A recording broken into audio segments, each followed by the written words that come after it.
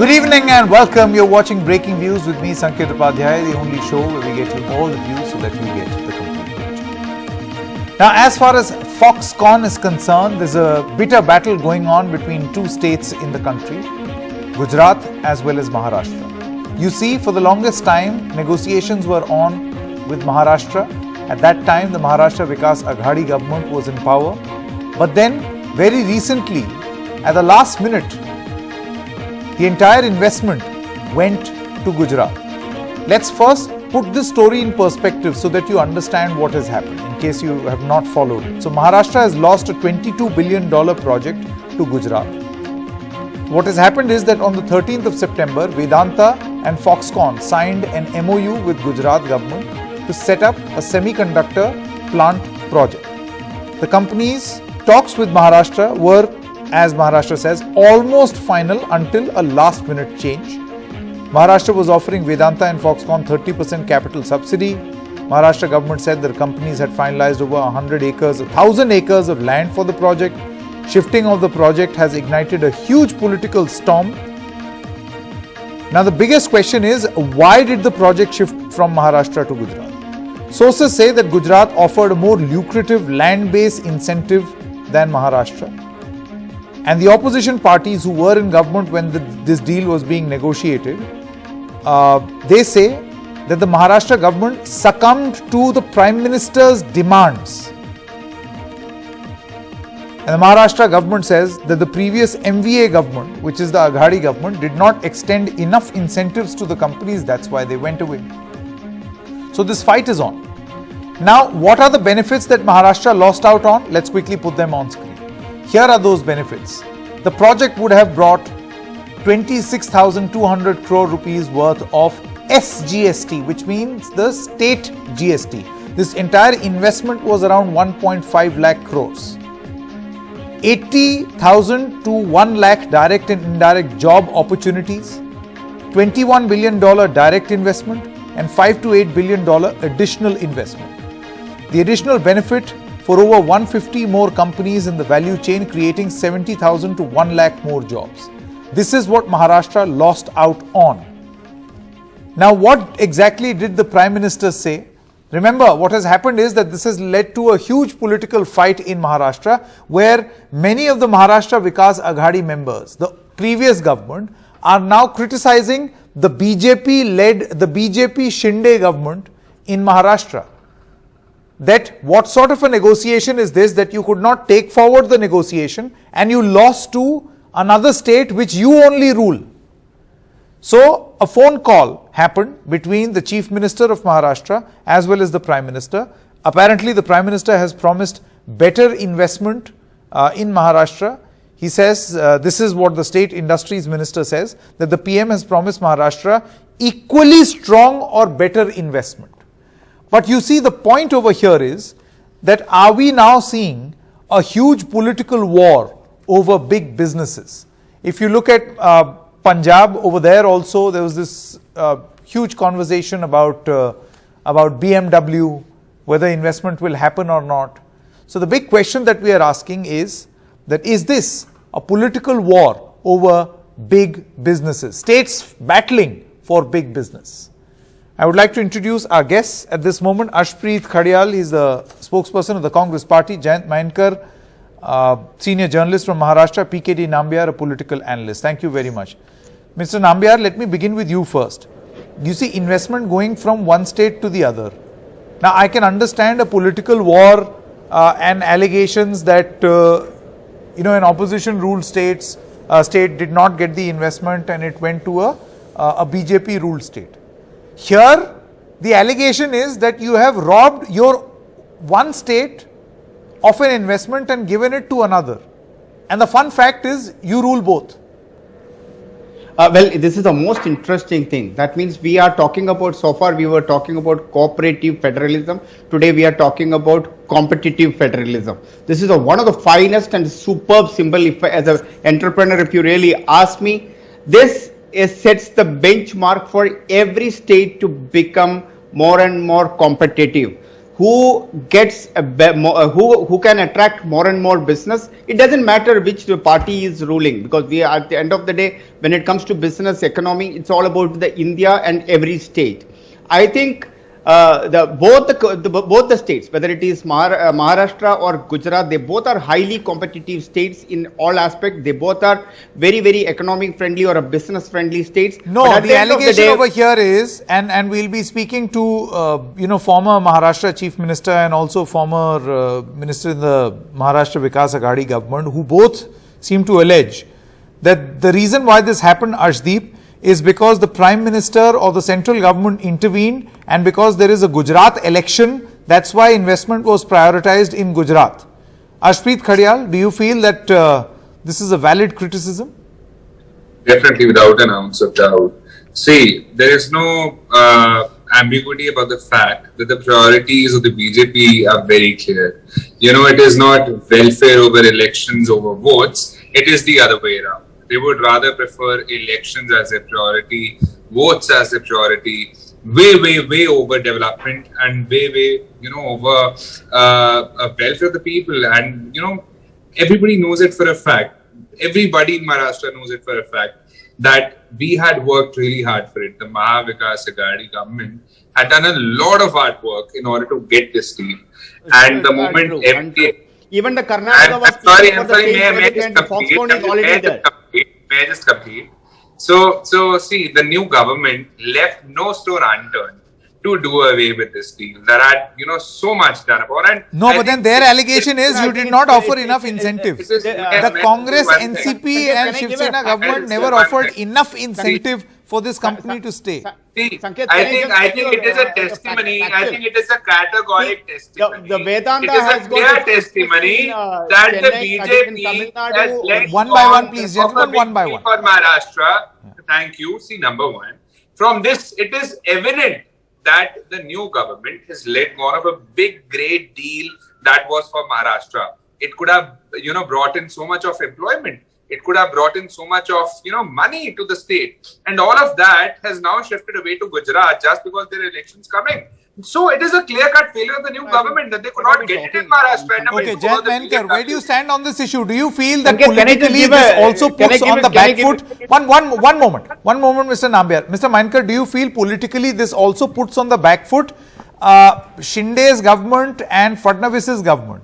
At the end of the day, the state has lost investment.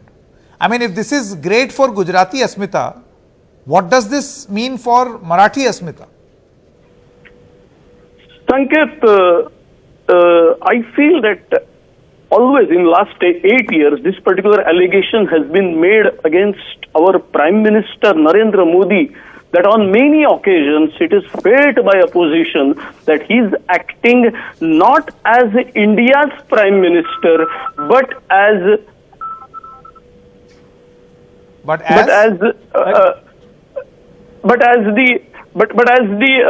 Prime Minister of Gujarat. That is the real trouble. And I'm well aware that BJP spokesperson will not like this allegation, but it starts from the bullet train going from Mumbai to Ahmedabad or anything, or even saying Kemcho at Times Square or the Garbas and everything. He sees to it that always it's Gujarat, as if India is Gujarat and Gujarat is India. And by the same way, when the two South Indian states and Maharashtra were actually in the race for this particular project, and Gujarat was not at all in the race, all of a sudden, because Gujarati person is the Prime Minister, no, but then see, I spoke to a lot of people in the central government, and they say by that logic, there should have been no investment anywhere in any part of the country. Everything should have gone to Gujarat. That has not happened. No. Well. There is industry and investment in Tamil Nadu. I think Sanket, this discussion is not going in the right direction. Can I answer? Then I will tell you, Mr. whether it is going in the right or wrong direction. The point is this: the infrastructure from Talegaon, the international airport, the JNPT, which is being offered for that particular project, is not available at Dholera, where the disease is going to come. PKD Nambiar, you see there is a long list. Mr. Nambiar, quick question. You see, the allegation is that in April 2022, 20,000 crores electric coach factory was given to Gujarat instead of Telangana. That's the allegation. February 22, International Arbitration Center was shifted from Hyderabad to Gujarat.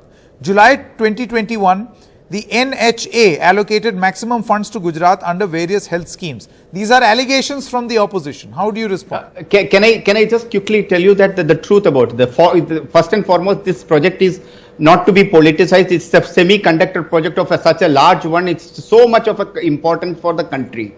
Number two, Foxconn is just a minor partner in this. Vedanta is the major partner. Vedanta has got business in one of the biggest investment in Tamil Nadu. They have got investment in or the big business in Orissa and so on in many other parts. Sure. Any corporate or any industry works based on few facts. It is not about Telangana or versus Gujarat. You're the one responsible. Can I say the raw material availability, port availability, cost of operation? So talk some logic. After your government was formed, I understand. you are not answering government. Slipped away. My point is, one is that the industry has decided on its own. That's the point that is being made. The second is, how is this going to politically... That is untrue. What is going to be its impact politically in Maharashtra? I've run out of time on this discussion. Thank you very much, gentlemen. I have to now introduce Mr. Subhash Desai, is a former Minister for Industries and Mining in Maharashtra. And when this Foxconn negotiations, these negotiations were on, he was very much part of this process. Mr. Desai, thank you very much. What's your view on this investment shift? It is most unfortunate that this investment is not now happening in Maharashtra and it is going to Gujarat. When in MVA government, Mahavikas Aghadi government in Maharashtra, we put our best efforts time and again negotiating and trying to bring in this investment. It was almost decided to make this investment in Maharashtra. In Jan 2022, we had online meeting with Vedanta Group. And thereafter, when we visited Davos for World Economic Forum event, we had a good meeting with Anil Agarwal ji, Chairman Vedanta Group, and we had very, very positive discussions. We disclosed everything that Maharashtra offered, and he said everything is now in place. Only we want to take Government of India's consent. Those were the words of Anil Agarwal ji. Thereafter, we did not stop. We pursued these negotiations, and on 24th of June 2022, I met Mr. Young Liu, Chairman of Foxconn, with his colleague Mr. Vincent Lee in Delhi, and we discussed in detail again on the infrastructure, land, location, power, water and manpower. We offered them 400 acres of land free of charge, additional 800 acres of land at 75% price. There were incentives on power tariff. Water was offered on concessional rate. They inquired about the availability of skilled manpower, since their industry needed technically competent manpower. And we explained that Maharashtra is fully ready with educated, trained and skilled people, with 1,000+ engineering colleges now present in Maharashtra, in addition to 900+ industrial training institutes, polytechnics, some universities. Every year 4 to 5 lakh students pass out with this technical education. And Maharashtra is one of the leading states in IT sector in the country.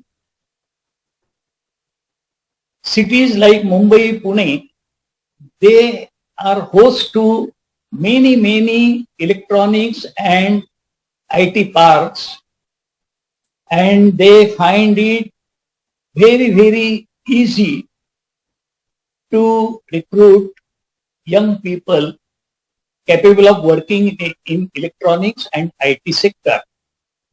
So that meeting ended on very positive note on 24th of June. We lost our government by June end. On 30th June, the other government was sworn in. So we had no opportunity and access to these negotiations.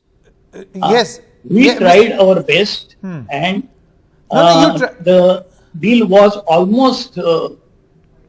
No, you tried your best, Then what Mr. happened, Desai. we all saw, and suddenly this news came on 13th of September that the investment is going to Gujarat.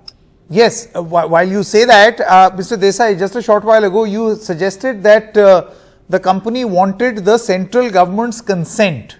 Now, I'm sure this is a provision in the law, but do you feel that the central government, and we've seen this, this being spoken about, do you feel that the central government could have influenced this decision to shift to Gujarat? Naturally, now the BJP government in Delhi, BJP government in Gujarat, again BJP government in Maharashtra also. Here in Maharashtra, Yeah. which did not raise any voice in spite of their leading negotiations on 26 July. This is very interesting event.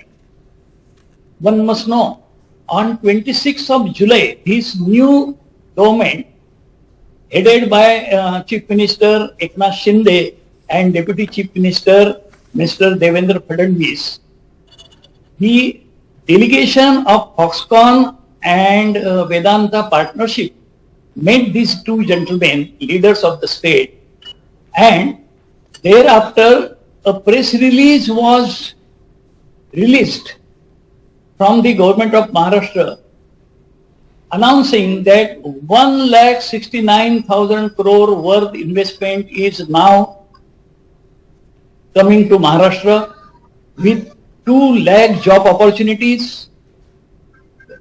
They had finalized 2 locations along with Talegaon in Pune. They have also added Butibori in Nagpur. This was the announcement made by government of Maharashtra on 26th of July. So my question is, when everything was discussed and these people proudly announced that this investment is coming, why did they did not sign the MOU with that delegation of Foxconn Vedanta partnership? Very interesting. Thank you very much, Mr. Desai. Will be interesting to see what the response of Mr. Eknath Shinde or Devendra Fadnavis government is going to be. We would like to reach out to them also so that they can give their side of the story. Joining us right now is former Chief Minister of Maharashtra, Mr. Prithviraj Chavan. Mr. Chavan, what do you think of this shift, this deal? Well, Sanket, normally these things happen and one would raise any objections to any private company investing in India going to whatever state they want. But this is one of the largest investment and in a field, particularly semiconductor assembly and semiconductor related field, where we are lagging behind the rest of the world, so the advanced world substantially. We have been discussing with Foxconn, particularly the previous government, Devendra Fadnavis, he promised that Foxconn will start assembling Apple phones in Maharashtra with an investment of 35,000 crores. But that deal went sour. The investment went to Sriperumbudur in Tamil Nadu. We lost that investment. Even after that, there was a constant live contact with Foxconn in Taiwan and their representatives here.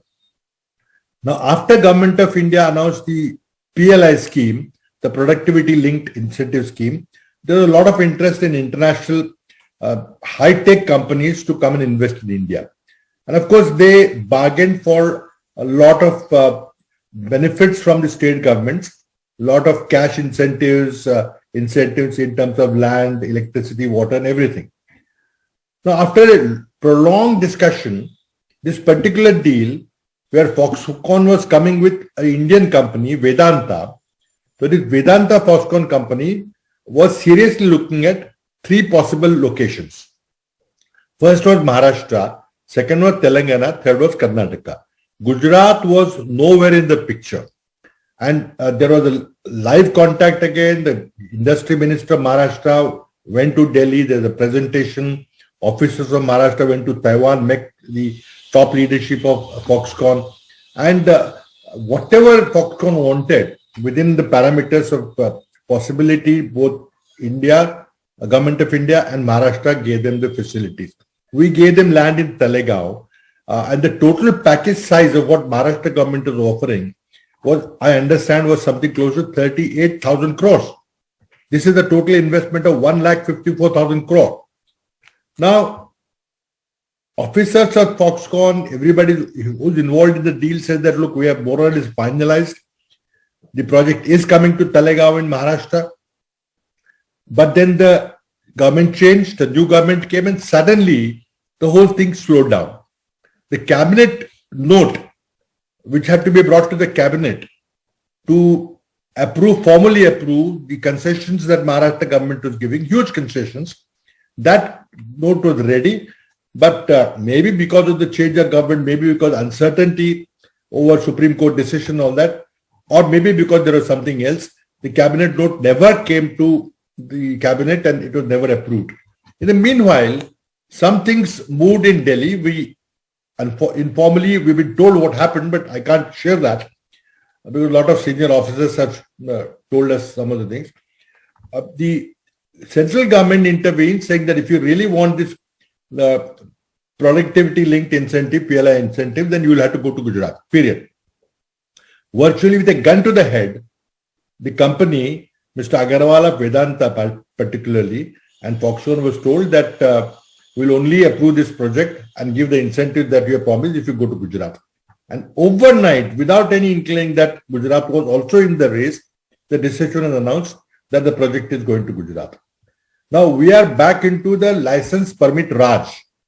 Central government, particularly Prime Minister, will now decide which investment will go to which state, and whatever we had done since 1991 is all being undone.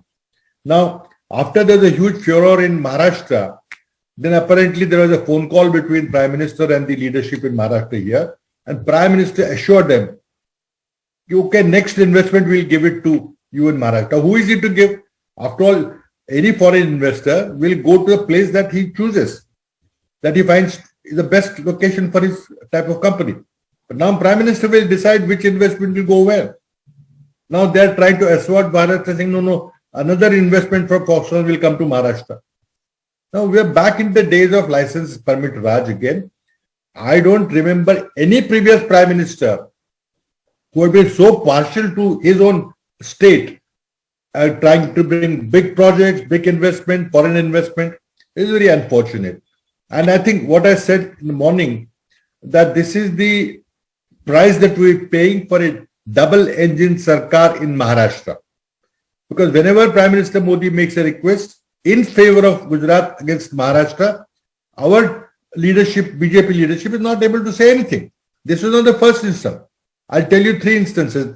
When I was the Chief Minister, we wanted to get the National Marine Police Academy. We gave land in Palghar district of Maharashtra North, 300 acres.